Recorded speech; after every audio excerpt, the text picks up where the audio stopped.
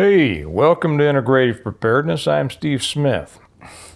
I want to talk today about how to prepare for an EMP. I know I've made several videos warning about EMPs in the past. I just made one a few days ago because I believe that an EMP threat is real and that the threat level is increasing for one because of everything that's going on in the world. I'm going to make this kind of a chat because there's so much to talk about. I'm not going to try to, if I just try to get all the information in real quick, it just doesn't work. Because I know that a lot of people are new. A lot of people, some of you haven't been with me very long, and I realize that I don't reintroduce myself probably enough, so you may not know exactly where I'm coming from on this. First off, welcome to everybody. Thanks for being here. Welcome to all the new subscribers, both on YouTube and on Patreon. It's good to have you here, and we encourage you to participate, to comment, leave thoughtful, or if they're not thoughtful, at least questioning, but polite comments. Because if they're not polite, I get rid of them. And if it's just somebody coming on and trying to be a you know what, I get rid of them too. This really is a channel for supporting each other and each other's efforts. Okay, that kind of brings me to why I'm making this one. Every time I make one on EMP, I'll have someone come on and suggest to everyone that they read, I forget the guy's name who wrote it, that they read 1 second after by somebody. And I've read that book. And then I ask them, have you read my books? And they go, what? What? I didn't know you'd written some books. So let me introduce myself in that regard for just a moment here. Okay. I've written 5 books on preparing for, surviving, and rebuilding after an EMP. Here they are. There. Let me start with the first one. The Reversion. All of these are available on Amazon, Kindle or paperback, and soon coming out someday. I just haven't had time because I'm working on the 6th book right now, in hardback someday. We're putting together a compilation of the first 5 books in hardback anyway. So that's the first one, The Reversion. It's all about what happens right after an EMP, and it talks about what kind of preparation. It's a novel. It's a story. It's about people. You get to know them. You get to like them. You get to not like some, you know.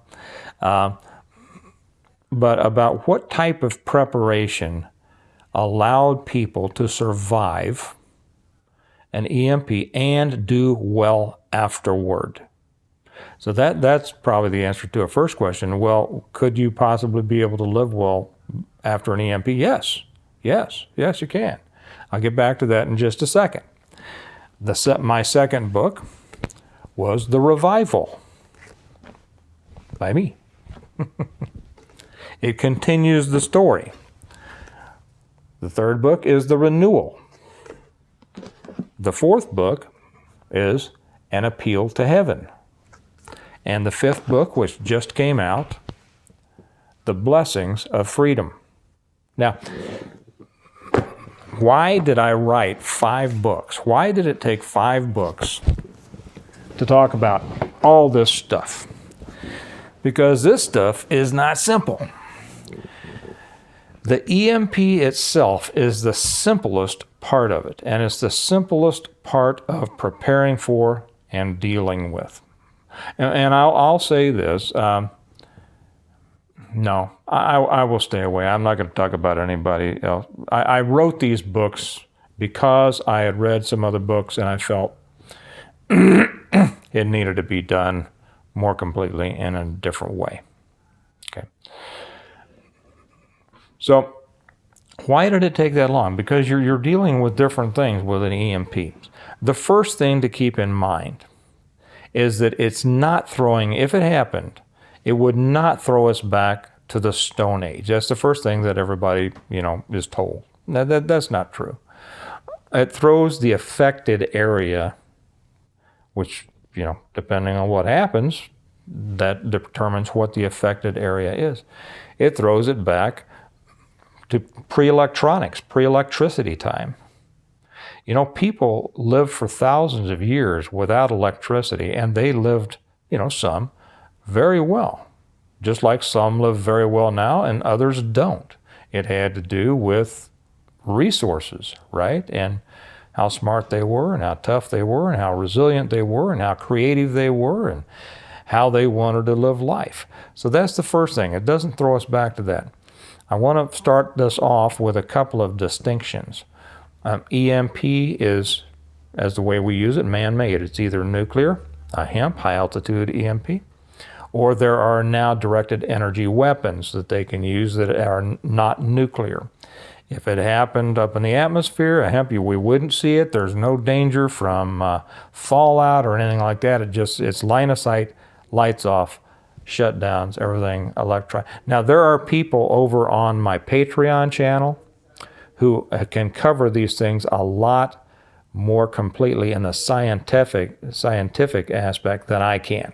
Okay, I'm not an electrical engineer or anything, but we actually have some over there that give very complete answers on this, and I learn a lot from that. My approach is from the preparation and survival part, not the engineering part.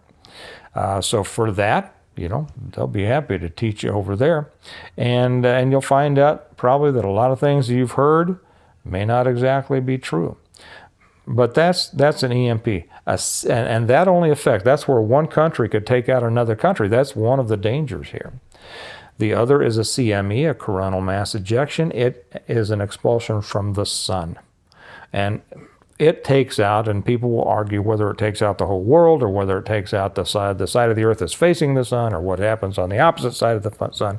It's important to understand that while some people may have very definite views on this, it's all conjecture. I mean, until you see it happen and can test for it, you don't really know. People have different opinions on that. I'm not going to get into that because that's an endless argument that I'm not educationally prepared to wage, and probably most of you aren't either. So we spending any time about, well, so-and-so said this, so-and-so said that, it's a wasted time, it's a wasted effort because we don't know. Okay. Here's the thing. Preparing for an EMP. And I always say I've always told people, prepare for an EMP, because if you're prepared for that, you are prepared for everything. So, how do you do it? It's not that hard, okay? Think of the things that you need. Now, I know this is kind of going back through stuff for a lot of you older people or with us, but this is basically aimed toward our newer members, our newer subscribers, or people that just stumble across this channel, so that they won't be all scared and think that there's nothing they can do. So for you older people, feel free to chime in here and add your comments and your suggestions and your experiences and things like that. And for the newer people, I always suggest you check the comments below after watching the video, because I've got some really smart commenters here. I say they're the smartest in YouTube land, and I haven't had anybody prove me wrong on that. Excuse me. So think about the things you need. If an EMP or a CME hit, you would have to be your own provider for everything. Okay? There wouldn't be any electricity, there wouldn't be any gas service, there wouldn't be any water coming through the pipes. There wouldn't be any internet. There wouldn't be anything. There wouldn't be any law enforcement. There wouldn't be any fire service. There wouldn't be any organized medical health care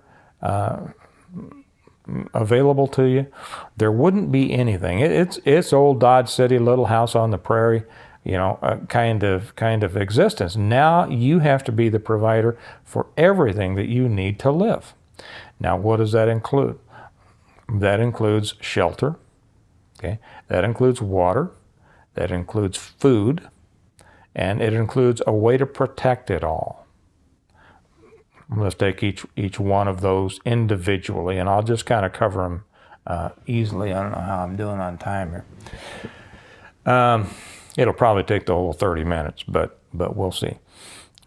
Your shelter.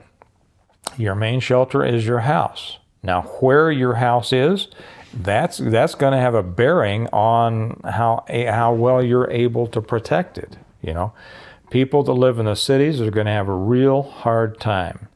They anticipate, they project, those people who project these things, they project a 90% die-off in the affected area within the first 12 months after an EMP or CME. Okay, why? Violence, bad water, food, injury, all of those things that accompany a failing, crashing society. You know, if it's in winter, a lot of people are going to die of cold, not being able to keep themselves. That's really what it's about. If you can't keep yourself alive, you have to be able to protect yourself. Joe Fox over on Viking Preparedness, if you don't watch him, you should. He says there's two main threats, and how does he put it? He says starvation and people behaving badly. I'll agree with that. I'll add a third, and that's accidents. How do people die in a grid down situation? Your axe slips and it hits your leg and it tears your calf open. You know, today you could go to the ER. That could kill you in a grid down situation. A gunshot wound that could be fixed up now, that could kill you. Not immediately, you know, depending on where it is, but as you deal with the infections and things, small things could kill you. So wherever you live, your shelter is your first line of defense. If you're in the city, like I said, you're going to have a hard. Your odds of surviving are very, very small. I don't care how much water or food you've got, unless you've got your own private army surrounding your little area there. And there are ways. I do write in my third book, I think, a couple of different groups in cities who will probably survive. And that's much too detailed to get into. It's taken me 5 books just to describe the hows and whys. So I guess if you want to know it all, buy those books. Did I say they're on Amazon? They are. They're all available on Amazon, paperback and Kindle. And the best way to find them, they don't have this last one in the same group as the first ones yet. But the best way to find them is just go to Amazon and put in the Stonemont series. That's what the series is named, by Stephen C. Smith. They have my first 4 books grouped together, and they haven't got the 5th one on yet, but I'm sure that they will. So your shelter, you need to be able to protect yourself. You need to be able to heat it. All those. Think about how you would live in your shelter with no electricity, no gas. Okay. The next thing is water. You need to be able to have clean water. When no more water is coming through the pipes, you need a way to get it. The first thing that I always tell people, store water. You ought to have a whole lot of water stored. Let me back up for just a second and go to your location. If you live in the city, you'd better have a place selected to get outside of the city, whether it's with relatives or friends or a national park that you've been to. You can do that. I've did a whole video on it, and maybe I will again. A place you can get to away from most of the dangerous people. Now, if you get away from all people, it can have a negative impact on you, because there is something to be said for having people around you. You need community. You need people with different skills, different mindsets. You have to have a group, because to post security and things like that. You can't, nobody can stay awake forever. You need people to watch while others sleep. You need people to help with things. All those things are obvious.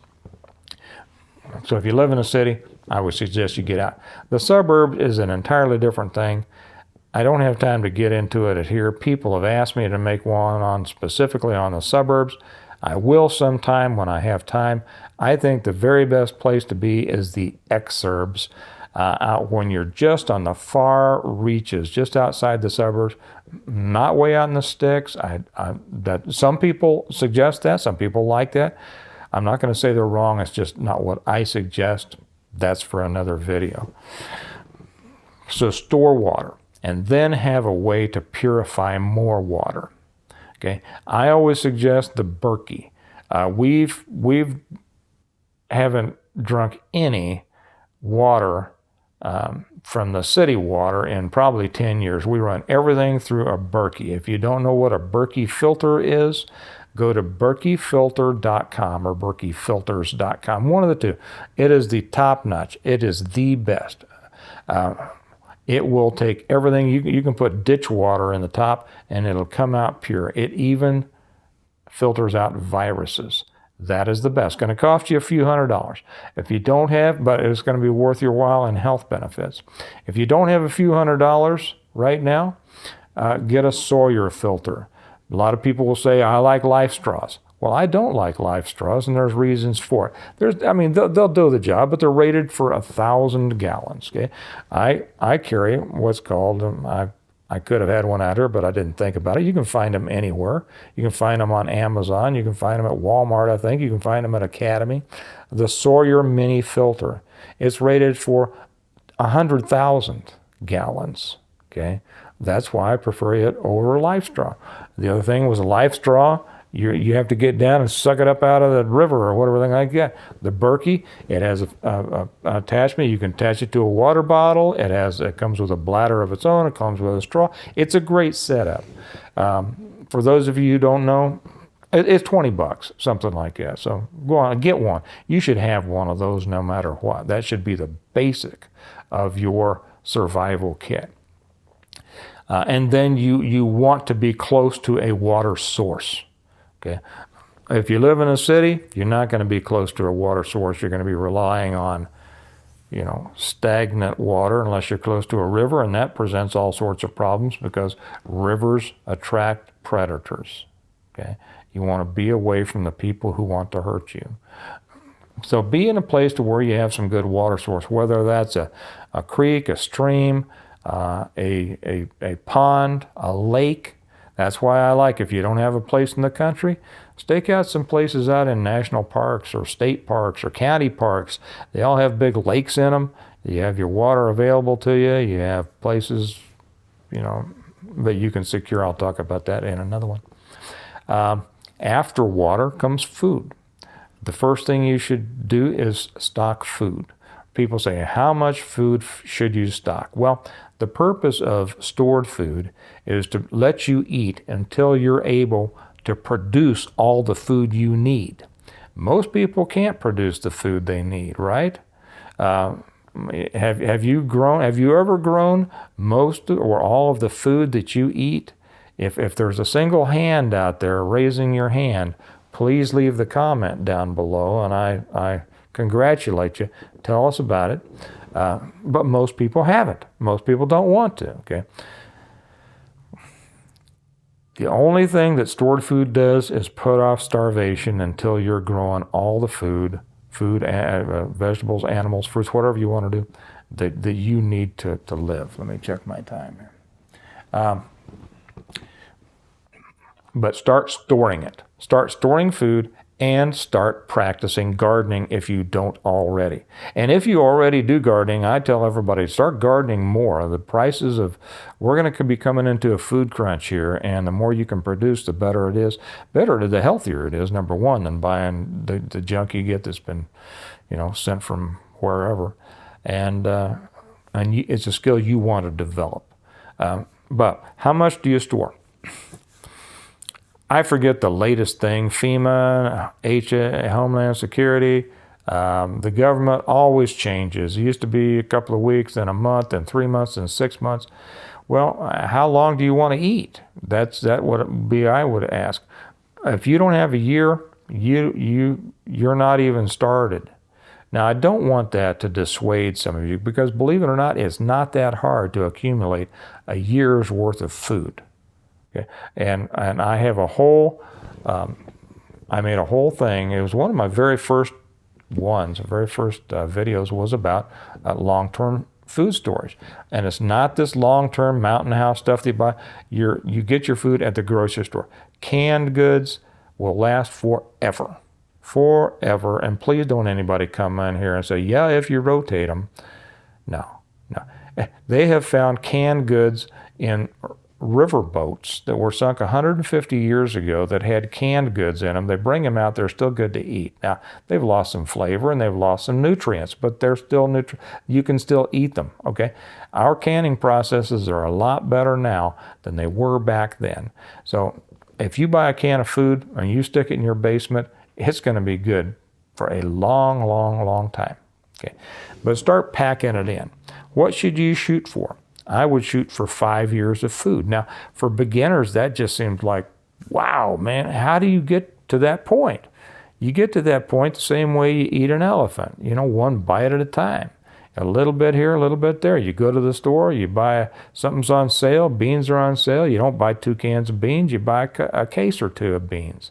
The same with vegetables and fruit and all that. Everything that you can get in is going to give you more time. Now, people are often stop themselves at this place thinking that it's simply beyond their ability to do.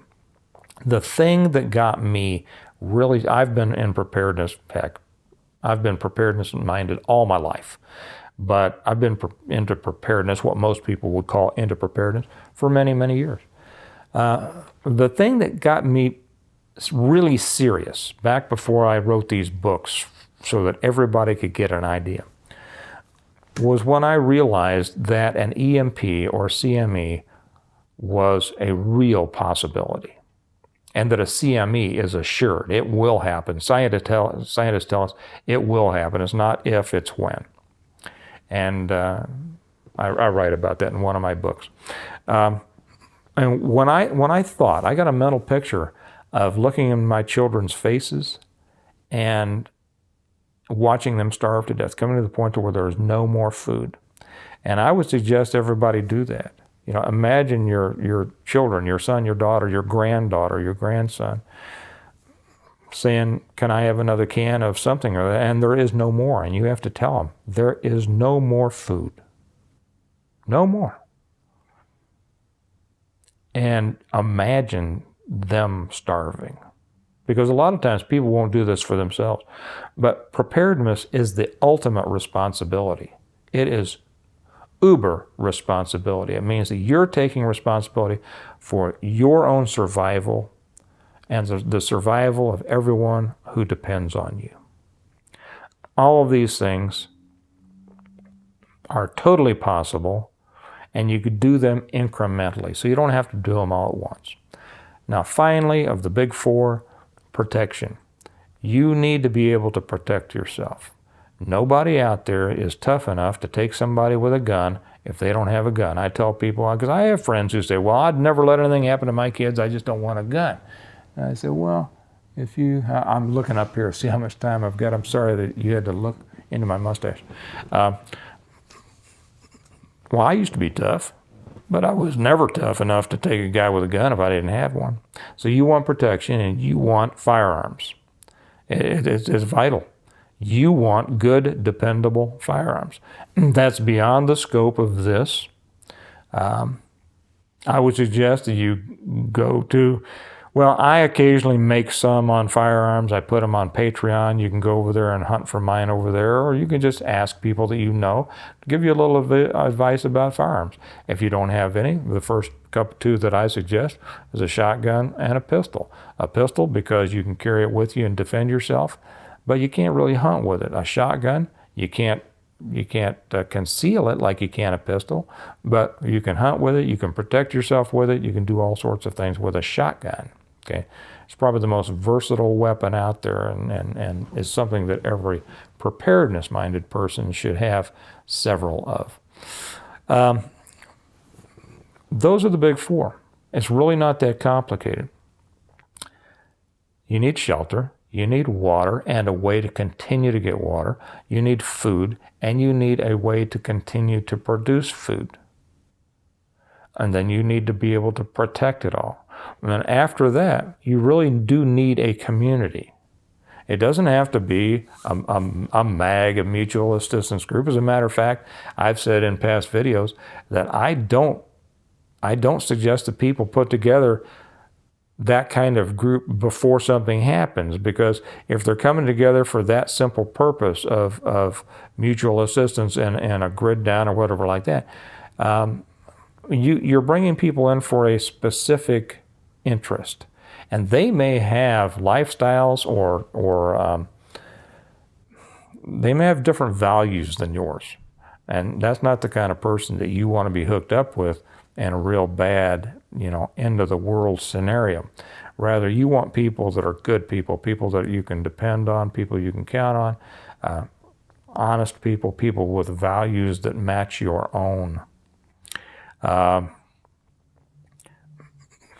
Don't be, and finally, after that, don't think that this is necessarily the end of life. It's not. It takes us back to about the 1840s or 50s.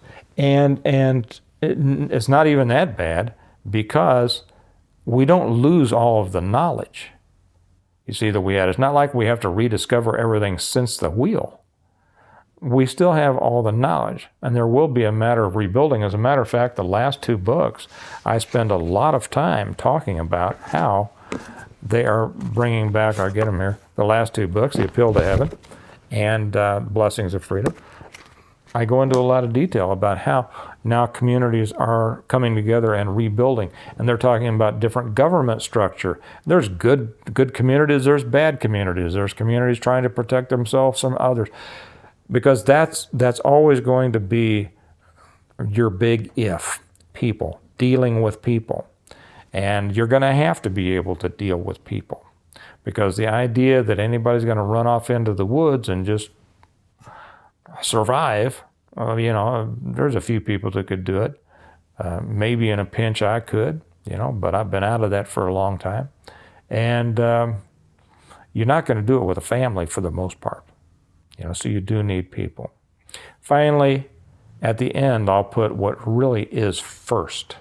And it's the name of my 4th book, An Appeal to Heaven. It means pray. Go to God. Go to God and ask Him for His direction, His blessing, and His protection, His guidance in everything.